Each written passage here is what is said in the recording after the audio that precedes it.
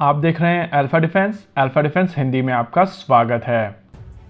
आज के इस वीडियो में हम लोग बात करेंगे air launch ballistic missile Rudram 3 के बारे में।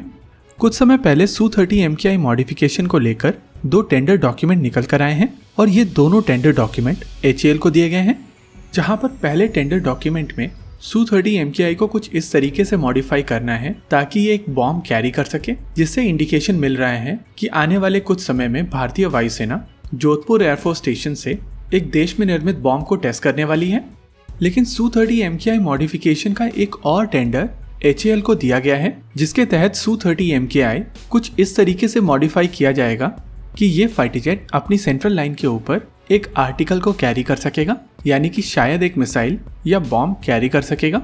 यानी कि ये दोनों टेंडर अलग अलग तरीके के टेंडर्स हैं और अगर दूसरा टेंडर बॉम्ब से रिलेटेड नहीं है और ये आर्टिकल सेंट्रल लाइन पर कैरी किया जाएगा तो इस बात के काफी ज्यादा चांसेस हैं कि ये सिस्टम रुद्रम 3 मिसाइल हो, क्योंकि जो दूसरे मिसाइल सिस्टम्स हैं जैसे कि एयर लॉन्च ब्रह्मोस या कहें रुद्रम 1 ऑलरेडी टेस्ट किए जा चुके हैं।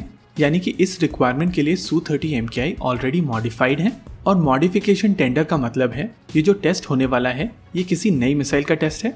अगर इन टेंडर डॉक्यूमेंट्स को दूसरे टेंडर्स के साथ में कोरिलेट किया जाए तो एक डुअल चैनल कंट्रोलर का और एक वाइड बैंड सीकर का भी टेंडर रिलीज किया गया है। और इन तीनों चीज के कोरिलेशन के बाद में एक चीज समझ में आती है कि एक एयर लॉन्च बैलिस्टिक मिसाइल का टेस्ट किया जा सकता है जिसमें एक wide band passive radar Sikar का प्रयोग किया जाए, यानी कि ये मिसाइल एक एंटी रेडिएशन मिसाइल हो सकती है। और अगर ऐसा है तो ये मिसाइल रुद्रम सीरीज की मिसाइल होगी। जैसा कि आप जानते हैं कि रुद्रम सीरीज की पहली मिसाइल रुद्रम 1 है। ये एक air launch anti radiation missile है। इस मिसाइल सिस्टम का टेस्ट कुछ समय पहले किया गया था। माना जा रहा है कि इस मिसाइल की रेंज लगभग 200 किलोमीटर तक की है। रुद्रम सीरीज में 2 और मिसाइल बनाई जा रही हैं। ये मिसाइल सिस्टम्स हैं रुद्रम 2 और रुद्रम 3। कुछ समय पहले भारत के उपराष्ट्रपति वेंकैया नायडू DRDO के चेयरमैन डॉक्टर जी सतीश रेड्डी से एक विजिट के दौरान इंटरैक्ट कर रहे थे और अभी आपकी स्क्रीन के ऊपर इसी विजिट के दौरान ली गई फोटोग्राफ है। माना जा रहा है कि जो येलो कलर की मिसाइल आपको फोटोग्राफ में दिख रही है ये रुद्रम 3 है। रुद्रम 3 एक एयर लॉन्च बैलिस्टिक मिसाइल होगी और इसमें एंटी रेडिएशन सीकर का प्रयोग किया जाएगा। माना जा रहा है कि इस मिसाइल सिस्टम की रेंज लगभग 1000 किलोमीटर तक की होगी। लेकिन यहाँ पर एक कैच है। अगर रुद्रम 2 और रुद्रम 3 की टाइमलाइन के बारे में बात की जाए तो रुद्रम 2 साल 2016 में सैंक्शन किया गया था और माना जा रहा था कि साल 2020 तक ये कंप्लीट कर लिया जाएगा। वहीं रुद्रम 3 साल 2017 में सैंक्शन किया गया था और माना जा रहा था कि ये प्रोजेक्ट साल 2022 तक कंप्लीट कर लिया जाएगा।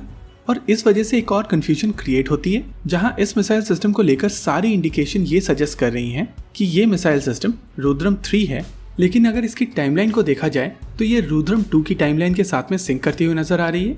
वैसे इस मिसाइल सिस्टम को लेकर ज्यादा डिटेल्स तभी बाहर निकल कर आएंगी जब इस मिसाइल सिस्टम का टेस्ट किया जाएगा। फिलहाल के लिए केवल इतना ही कंफर्म किया जा सकता है कि रुद्रम 3 एक एयर लॉन्च बैलिस्टिक मिसाइल होगी और इस मिसाइल सिस्टम के लिए भारतीय वायुसेना के Su-30 MKI मॉडिफाई किए जा रहे हैं। यानी कि आने वाले कुछ समय में इस मिसाइल सिस्टम का टेस्ट भारतीय वायुसेना के Su-30 MKI से किया जाएगा।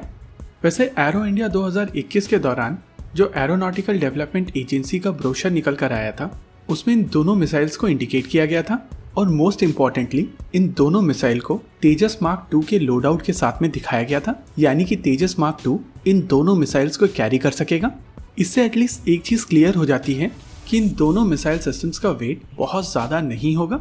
यानी कि एक टिपिकल Su-30 MKI ऐसी कई मिसाइल कैरी कर सकेगा, जिससे इन फाइटर जेट्स की कैपेबिलिटी में एक काफी सिग्निफिकेंट इंप्रूवमेंट होगा। ओवरऑल आप कह सकते हैं कि ये सक्षम भारत की तरफ एक और स्टेप है। इसी के साथ आज के इस वीडियो में रखते हैं केवल इतना ही।